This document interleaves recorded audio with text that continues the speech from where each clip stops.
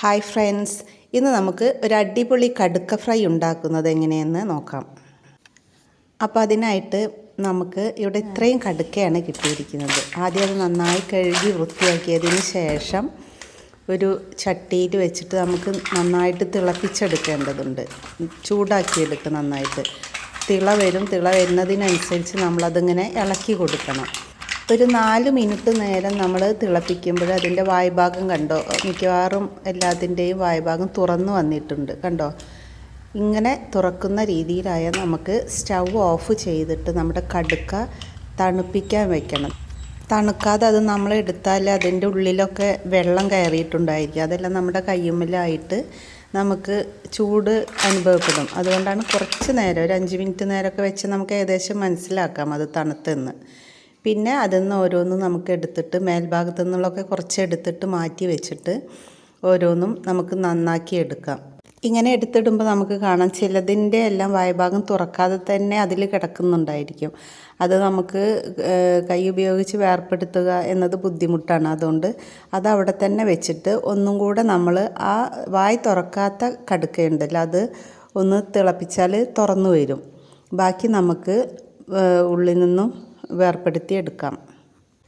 കണ്ടോ, അപ്പോൾ ഇങ്ങനെയാണ് കടുക്ക നമ്മൾ വേർപ്പെടുത്തി എടുക്കുന്നത്. നന്നായിട്ട് വായ് തുറന്ന കടുക്കയാണെങ്കിൽ അത് പെട്ടെന്ന് നമുക്ക് എടുക്കാൻ കഴിയും. ചിലത് കുറച്ച് മാത്രം തുറന്നിട്ടുള്ളതാണെങ്കിൽ നമ്മളൊന്ന് അതിൻ്റെ കടുക്കയുടെ തന്നെ തോട് കൊണ്ട് നമുക്കതൊന്ന് വേർപ്പെടുത്തി എടുക്കാം.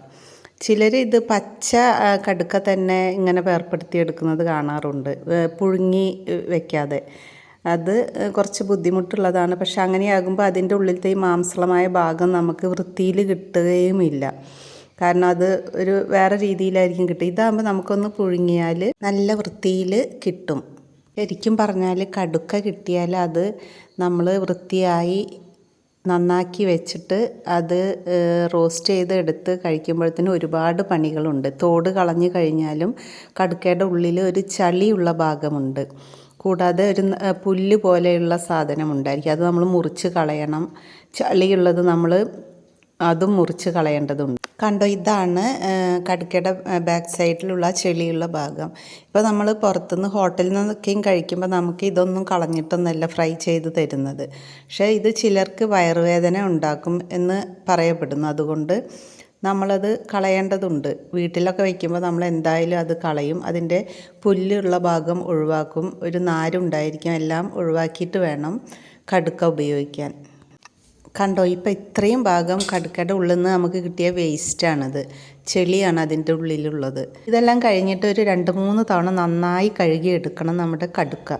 ഇനി ഫ്രൈ ചെയ്യുന്നതിലേക്കായിട്ട് നമ്മൾ ഇഞ്ചി, പച്ചമുളക്, വെളുത്തുള്ളി, വേപ്പില എല്ലാം കൂടി പേസ്റ്റ് ആക്കിയിട്ട് ഒരു 2 ടേബിൾ സ്പൂൺ മുളക് പൊടി, മഞ്ഞൾപ്പൊടി, ഉപ്പ് എല്ലാം പാകത്തിന് ഇട്ടിട്ട് എല്ലാം കൂടി മിക്സാക്കി അതിലേക്ക് നമ്മുടെ കടുക്ക ഇട്ടിട്ട് നന്നായിട്ട് തേച്ച് പിടിപ്പിക്കുക.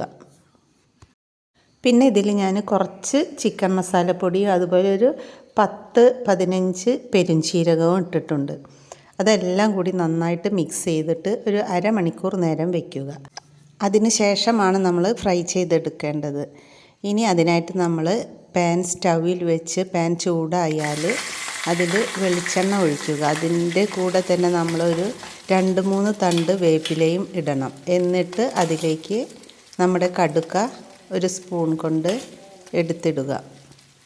ഈ വേപ്പില ഇടുന്നത് കടുകയ്ക്ക് നല്ലൊരു സ്മെല്ല് കിട്ടുന്നതിന് വേണ്ടിയാണ്. നമ്മൾ വെളിച്ചെണ്ണ ഒഴിച്ച് കഴിഞ്ഞാൽ പിന്നെ അതിൽ വേപ്പില ഇടും. അതിന് ശേഷമാണ് കടുക്ക ഇടുന്നത്. ഇനി അത് നന്നായിട്ട് ആദ്യം ഒന്ന് നല്ലൊരു ഫ്ലെയിമിൽ ചൂടാക്കുക. അതിന് ശേഷം തീ കുറച്ചിട്ട് അടച്ച് വേവിക്കുക. ഇതിപ്പോൾ ഹൈ ഫ്ലെയിമിൽ നമ്മൾ വേവിക്കുകയാണെങ്കിൽ പെട്ടെന്ന് ഇത് ഹാർഡായി പോകും. അത് സോഫ്റ്റായി കിട്ടാൻ വേണ്ടിയിട്ടാണ് നമ്മൾ ലോ ഫ്ലെയിമിൽ വേവിക്കുന്നത്. ഒരു 3 മിനിറ്റ് കഴിഞ്ഞാൽ നമുക്ക് അടപ്പ് തുറന്നിട്ട് മറിച്ചിടാം. ഓരോന്നും നോക്കിയിട്ട് എല്ലാ ഭാഗവും ഒരേ ലെവലിൽ വരുന്ന രീതിയിൽ മറിച്ചിടണം. ഇനി ആ ഭാഗവും അതുപോലെ തന്നെ ഒരു 2-3 മിനിറ്റ് വേവിക്കുക. ലോ ഫ്ലെയിമിൽ തന്നെ വേവിക്കണം. ഇപ്പോൾ ഈ സമയത്ത് ഏതെങ്കിലും കടുക്ക വേവാത്തതായിട്ട് ഓരോ ഭാഗം ഉണ്ടെങ്കിൽ നമുക്കത് മറിച്ചിട്ടിട്ട് ഒന്ന് വേവിച്ചെടുക്കാം. അതിന് ശേഷം നമ്മൾ ഫ്രൈ ആയത് ഓരോന്നായിട്ട് നമുക്ക് കോരിയെടുത്ത് വയ്ക്കാം. കണ്ടോ, ഇപ്പോൾ നമ്മുടെ കടുക്ക വളരെ കറക്റ്റ് വേവായിട്ടാണ് നമുക്ക് കിട്ടിയിട്ടുള്ളത്.